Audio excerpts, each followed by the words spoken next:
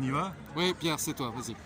Nous sommes quelques-uns ici à être venus soutenir et saluer les grévistes de l'hôpital d'Ussel qui font face, comme dans tous les centres de soins de ce pays, à des conditions difficiles et même pires pour exercer leur métier.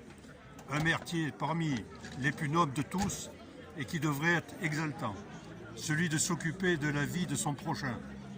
Nous étions aussi de ceux si nombreux qui avaient agi voilà bien des mois pour que soient donnés les moyens de soigner et travailler ici dans des conditions normales avec les moyens y afférents. Et ce, par des manifestations et rassemblements précédés de pétitions, notamment dans les supermarchés. Aussi, pour que cet hôpital et sa maternité ne deviennent pas une coquille vide ou rayée de la carte comme tant d'autres dans ce pays. Nous savons bien qu'il faut favoriser le privé et réduire les budgets de la santé à partir des règles dictées par la Commission européenne depuis des années. Nous savons bien que, comme dans tous les services publics depuis la réforme dite Bachelot, les hôpitaux sont gérés comme n'importe quelle entreprise et au mépris, in fine, de l'humain en raison du manque continu et délibéré de moyens. Ainsi, depuis 2020, 17 600 lits ont été fermés et ça continue. Alors que nous devons, paraît-il, faire face à une épouvantable pandémie. Les plans blancs, y compris récemment en Corrèze, ne datent pas d'aujourd'hui. Canicule, grippe, etc. Nous avions tous vu, il y a 2 ans à la télé, des citoyens manifester depuis leur balcon leur soutien aux valeureux soignants qui allaient au charbon avec des sacs poubelles. Aujourd'hui, nous sommes en outre nombreux, et certes pas encore assez, à être révoltés dans tout le pays par les départs forcés provoqués par les exigences de la loi du 5 août 2021, à partir aujourd'hui de ce qui apparaît comme une pseudo-vaccination, selon notamment les affirmations récentes du professeur Delfrécy lui-même, qui affirme que ce sont en fait des traitements. Voilà maintenant 6 mois que ceux qui n'ont pas accepté les injections à répétition expérimentale ont été exclus de leur métier et sont dans leur précarité pour refus des traitements évoqués par Delfrécy et dont l'autorisation définitive de mise sur le marché ne saurait intervenir avant la fin 2023 et obtenue avec des composés totalement nouveaux après des tests de quelques mois alors qu'il fallait près de 10 ans pour les vaccins que tout le monde a eus. Les effets indésirables sont de plus en plus nombreux et devenus impossibles à cacher. Y compris autour de nous, nous sommes quelques-uns à connaître des exemples parfois dramatiques. Qu'en sera-t-il dans quelques mois et quelques années? Qui peut répondre à cette question? Personne, notamment par rapport aux enfants. Nous rejetons les calomnies diffusées par les médias. Ceux qui refusent ces pseudo-vaccins, qui n'empêchent pas non plus la contamination, ne sont pas des anti-vax. Ils s'insurgent contre cette calomnie grossière. Saluons à ce propos le professeur Perron, qui lui aussi taxé d'anti-vax, alors qu'il fut responsable des vaccins à l'OMS pendant plus de 10 ans, se fait traîner dans la boue et interdire d'audiovisuel par le CSA. Il vient de donner une interview à François, média financé par ses lecteurs et non par les milliardaires ou l'Ardevance. Interview intitulée « On ne peut plus accepter les mensonges d'État ». Cette interview est réalisée à l'occasion de la parution de l'ouvrage de référence de l'avocat américain Robert Kennedy Jr., qui traite aussi des aspects, disons, notamment commerciaux, entre guillemets, des fabricants de médicaments. Le professeur Perron en a rédigé la préface.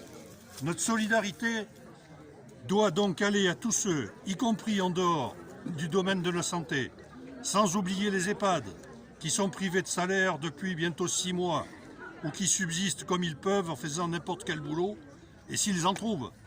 Quel gâchis, quelle violence contre ceux et celles qui ont beaucoup donné, y compris au mépris de leur propre santé et parfois de leur équilibre familial. Quelle solidarité, quelles actions sont exercées pour les aider à revenir, soigner, alors qu'il y a tant de besoins, et tout simplement à subsister. Il y en a d'ailleurs parmi nous dans ce rassemblement. Il appartient à chacun d'y réfléchir. Ces choses doivent être dites à notre sens, non pour culpabiliser, mais dans l'intérêt général, celui des soignants de toutes spécialités, y compris hors hôpital, et celui de la population. Et les déserts médicaux sont aujourd'hui encore plus nombreux. Et encore, nous nous insurgeons contre ce qui est de fait un apartheid instauré à l'égard d'une catégorie de citoyens qui paient les mêmes impôts que les autres en étant privés des droits les plus élémentaires, dont celui d'être soigné à l'hôpital, hors urgence, ou d'être admis en EHPAD, sans parler d'accès à la culture, et etc. Enfin, il est impossible de considérer ce qui se passe ici, ce qui se passe entre guillemets, je n'ai pas fait exprès de parler de passe, ici, sans évoquer les convois dont font partie de très nombreux amis qui convergent sur Bruxelles, lieu des grandes décisions politiques, via Paris. Nous étions quelques-uns à être avant-hier à Brive pour accueillir un impressionnant cortège. J'en ai plein de photos là, dans mes poches. Et ça converge en masse de partout dans une joie fraternelle pour aller saluer poliment le préfet de police de Paris, devenu entrepreneur de BTP, au vu des engins exposés à la grande curiosité des téléspectateurs.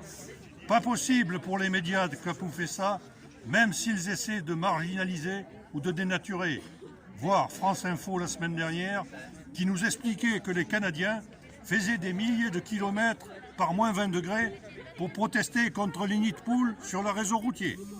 Bien sûr, les médias très indépendants qualifient ce mouvement d'antivax. Or, il s'agit d'abord de faire respecter les 3 devises de la République. Et les drapeaux tricolores sont symboliquement légion. Et aujourd'hui d'ailleurs, on apprend que les drapeaux tricolores, ceux qui en portent à Paris, sont verbalisés. C'est d'abord ça, le sens de cette révolte populaire et des manifs d'ailleurs de plus en plus interdites, comme à Brive depuis le début de l'année. Dans notre belle démocratie, et ce depuis juillet, mais aussi ce qui va avec la dégradation des conditions de vie dans tous les domaines. Il suffit de regarder son ticket de caisse à la sortie des courses ou de passer à la pompe, alors que les profits de Total explosent. L'inflation impôt supplémentaire déguisée avec la TVA est partie pour faire des ravages si les Français restent dans l'expectative en restant benoîtement pendus aux fantaisies, à la communication sur les fantaisies évolutives du virus corneau et en guettant les babilles de nos éminents ministres Véran ou Castex. Il est salutaire que chacun se fasse respecter, se fasse honneur, c'est ce que disait Georges Guingouin. Et je salue avec mes amis à nouveau le personnel de l'hôpital d'Ussel, tout en affirmant bien haut, les problèmes sont partout, et pas seulement en matière de santé. Il n'y a pas de groupe éparse de citoyens. Le plus grand nombre a les mêmes intérêts. Et quelle place qu'il occupe dans la nation. Ne nous laissons pas diviser. À un moment ou à un autre, soyons bien conscients qu'il faudra prendre en marche les convois de la résistance sociale et sociétale. Il y va de notre avenir, celui de nos enfants et petits-enfants. Super.